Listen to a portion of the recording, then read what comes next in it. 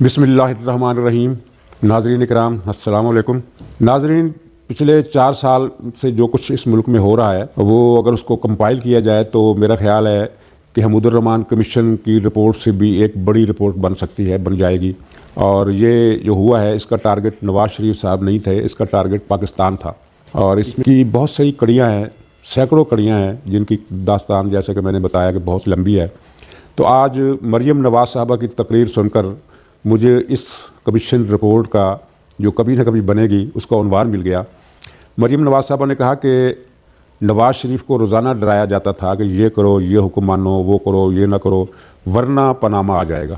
میرا خیال ہے نواز شریف تعاون تو کرتے رہے لیکن پاناما پھر بھی آ گیا۔ تو اس سے ثابت یہ ہوا کہ پاناما کیس، پاناما لیکس جو بھی ہے وہ بے شک بھلے ہی وہ پاناما کے اندر کسی کمپنی، رجسٹرڈ کسی کمپنی کی مدد لی گئی ہوگی، اس کو ہائر کیا گیا ہوگا، لیکن جو اصل مسودہ تھا وہ پاکستان ہی میں تیار ہو رہا تھا اور اس کے مصنفین پاکستان ہی کے تھے۔ باقی تو آپ جانتے ہیں کہ روس کا، چین کا، ادھر ادھر کے نام انہوں نے ڈال دیے خانہ پوری کے لیے، اور اس کو ثبوت یہ ہے کہ کسی بھی ملک میں کوئی پتہ تک نہیں ہلا اور یہاں ساری زمین ہلا دی گئی۔ تو مریم نواز صاحبہ کے اس فکرے سے ساری کہانی کی جھلکیاں نظر کے سامنے آنے لگی۔ اس میں ایک سر فہرست کردار وہ ہیں جن کا عرفی نام اب ڈیم والے چاچا رکھا گیا ہے۔ انہوں نے پچھلے ہفتے کسی اخبار کو انٹرویو دیتے ہوئے انہوں نے تردید کی کہ انہوں نے کبھی جج ارشد ملک جو اب مرحوم ہو گئے پرسرار حالات میں، کبھی ارشد ملک سے ملاقات ہی نہیں کی ہے۔ وہ اصل میں اس بات کی تردید کر رہے تھے جس کا دعویٰ مسلم لیگ والے کرتے ہیں کہ موصوف نے ارشد ملک کو حکم دیا تھا کہ وہ نواز شریف کو کسی بھی حالت میں 7 سال قید سنائے یا 10 سال قید کی سزا سنائیں۔ تو تردید انہوں نے اس بات کی ہے کہ ان سے ملاقات نہیں ہوئی۔ تو ملاقات کا تو الزام لگا بھی نہیں، الزام یہ لگا ہے کہ انہوں نے ٹیلی فون پر یہ حکم دیا تھا۔ تو اس کی تردید انہوں نے اس بات کی تردید نہیں کی ہے کہ ٹیلی فون پر حکم دیا تھا، یہ نہیں دیا تھا، ملاقات کرنے کی تردید کی ہے۔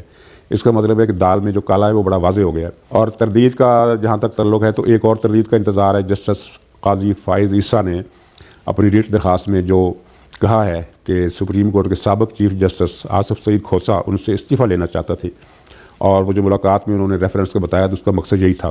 بہت سنگین الزام ہے اور بہت اس پر ایکشن لینا بنتا ہے، اور خیال تھا کہ یہ پرسوں انہوں نے یہ کہا ہے تو کھوسہ صاحب اس کی تردید کریں گے۔ ابھی تک انہوں نے اس کی تردید نہیں کی ہے، ہو سکتا ہے وہ آج یا کل میں تردید کر دیں۔ بہرحال دونوں صورتوں میں یہ معاملہ اس طرح کا ہے کہ اس سے عدلیہ کے ادارے پر لوگ سوال اٹھا سکتے ہیں، اور پاکستان کی ہسٹری میں پہلے کبھی عدلیہ کے حوالے سے اس طرح کی باتیں، اس طرح کی چیمے گوئیاں کبھی سننے میں نہیں آئی تھی۔ اسی کیس سے یہ ثاقب نثار صاحب کی جو تردید ہے اس سے حوالے سے یہ ارشد ملک کی وفات کا ذکر بڑا ضروری ہے۔ اس بارے میں طرح طرح کی کہانیاں چل رہی ہیں۔ یہ بھی ہے کہ وہ تو ہاؤس اریسٹ تھے اور ان کے کسی سے ملنا جلنا نہیں تھا، انہیں کیسے کرونا ہو گیا۔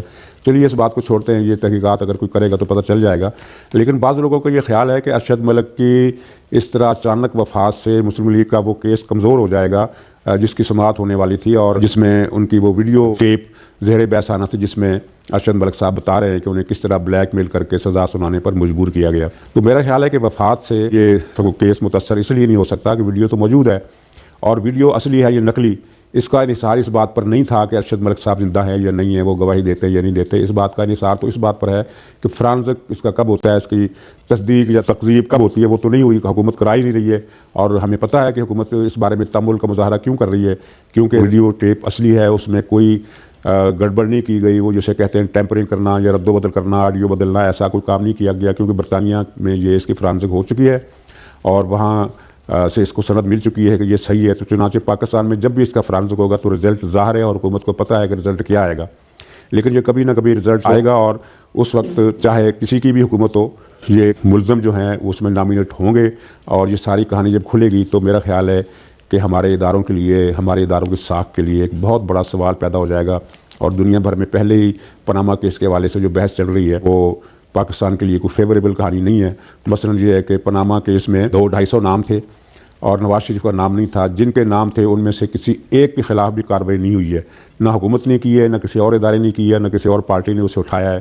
لیکن نواز شریف کا نام نہیں تھا، ان کے بیٹوں کا نام تھا۔ نواز شریف کو اس میں پکڑ کر 7 سال کی قید کی سزا سنا دی گئی، اور نااہلی ان کی، اور وہ بھی عمر بھر کے لیے اس معاملے پر ہوئی جس کا کیس میں ذکر ہی نہیں تھا۔ قانون کے تحت اس کی گنجائش قانون دانی بتا سکتے ہیں کہ کیسے پیدا کی جا سکتی ہے۔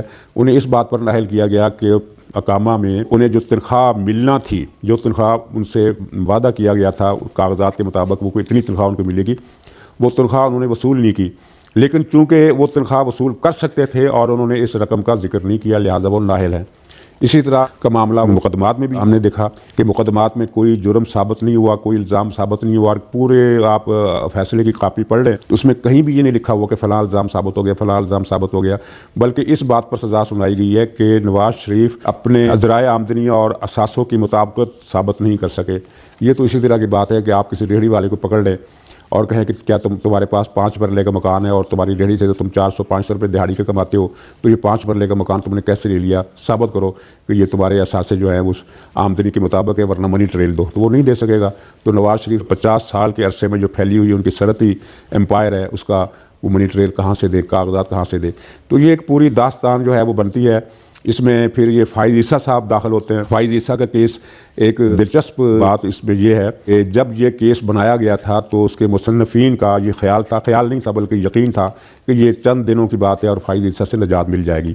جسٹس فائز عیسیٰ سے نجات کا خیال یا ان کی خواہش کیوں تھی، اس کی وجہ وہ فیصلہ تھا جو انہوں نے دھرنا کیس پر سنایا تھا اور جس میں کچھ ذمہ داروں کے نام لیے گئے تھے۔ اگر اس فیصلے پر عمل درآمد ہو جائے، جو فیصلہ ابھی تک سٹینڈ کرتا ہے، اس میں اس کو کسی بڑے بینچ نے اس کو اسٹے نہیں دیا، اس کو منسوخ نہیں کیا، وہ فیصلہ سٹینڈ کرتا ہے، تو اس فیصلے کے روح سے کچھ بڑے عہدیدار برطرف ہوتے ہیں یا ان کو استعفیٰ دینا پڑتا ہے، لیکن وہ فیصلہ عملاً نافذ نہیں ہو سکا ہے۔ تو بہرحال عمران خان نے اور ان لوگوں نے جن کا سایہ عمران خان پر ہے، یہ طے کیا کہ فائز عیسیٰ سے ہر صورت نجات حاصل کی جانی چاہیے، صرف سزا کے طور پر نہیں بلکہ اس خدشے کے طور پر بھی کہ اگر انہیں نااہل نہ کیا گیا تو یہ تو چیف جسٹس بن جائیں گے اور پھر یہ سسٹم کے لیے پرابلم پیدا کر سکیں گے، کیونکہ یہ آئین کے مطابق فیصلے دیتے ہیں۔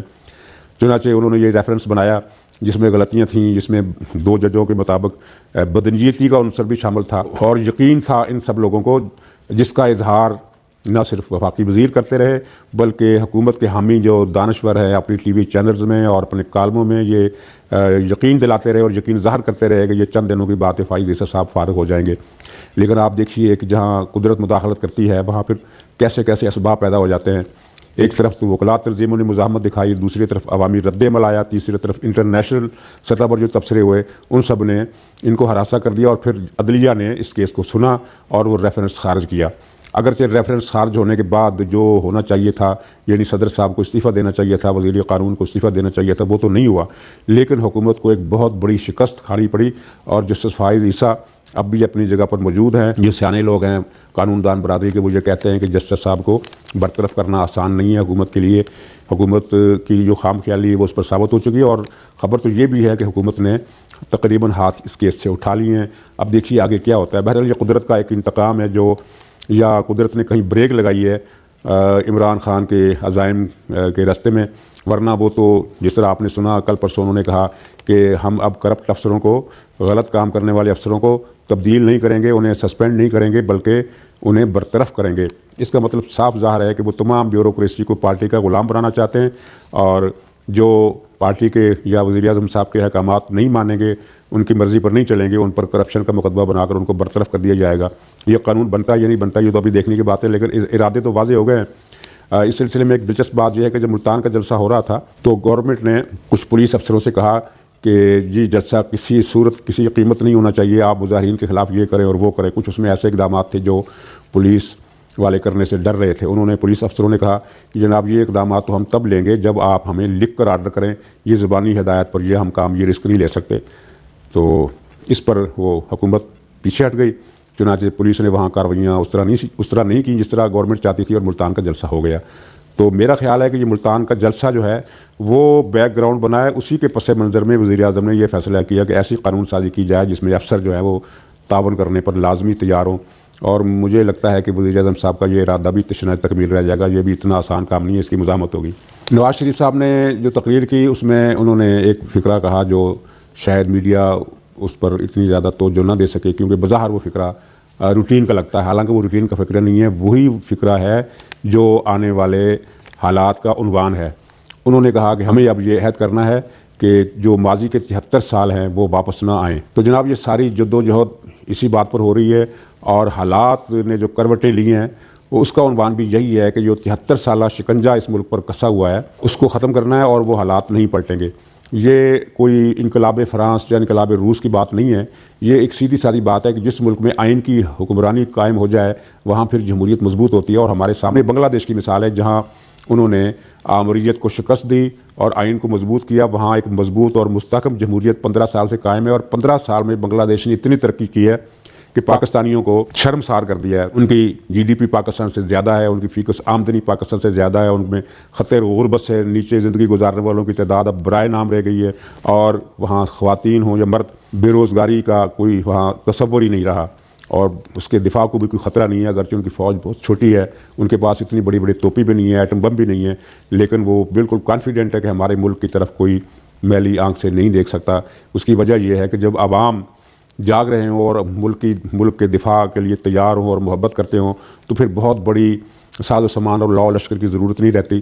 تو بنگلہ دیش میں یہ صورتحال ہے, اور صرف بنگلہ دیش نہیں, ہم نے ترکی میں دیکھا وہاں جمہوریت کا انقلاب آیا, ہم نے انڈونیشیا میں دیکھا وہاں جمہوری انقلاب آیا اور جمہوری طاقتیں مضبوط ہوئیں اور غیر آئینی طاقتوں کو پارلیمنٹ سے نکال دیا گیا. آپ کو پتہ ہوگا کہ انڈونیشیا میں 30 سال یہ قانون رہا ہے کہ پارلیمنٹ میں صرف 2/3 سیٹوں پر الیکشن ہوں گے, باقی 1/3 پر نامزدگیاں ہوں گی.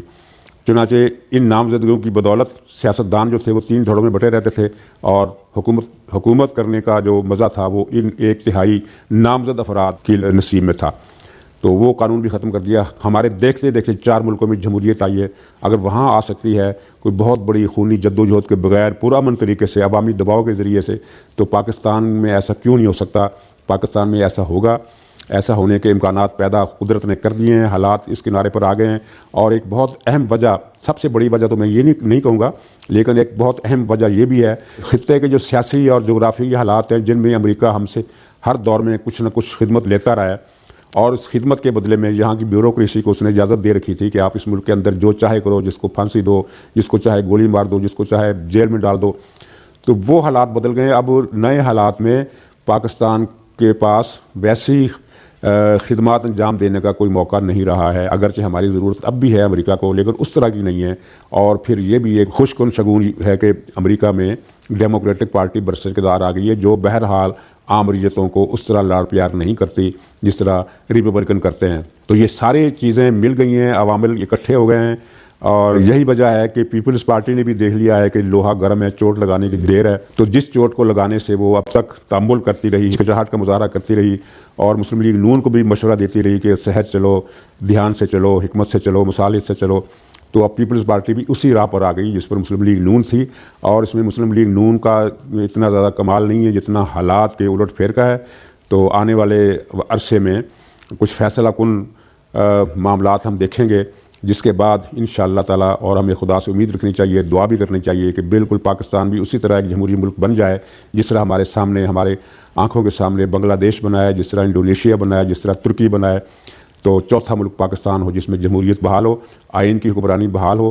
آئین کی حکمرانی ہوگی تو وسائل میں سے عوام کو حصہ ملے گا. اس طرح نہیں ہوگا کہ جناب پشاور کے سب سے بڑے اسپتال میں گیس سلنڈر ہی نہیں پہنچائے گئے اور وہاں اتنے سارے مریض مر گئے, اور اتنے سارے مریض مر گئے لیکن کسی حکمران کے کانوں پر جوں تقریر دی گئی اور کسی کی ضمیر پر ملامت کی کسی پتے نے بھی دستک نہیں دی. تو آئندہ ایسا نہیں ہوگا.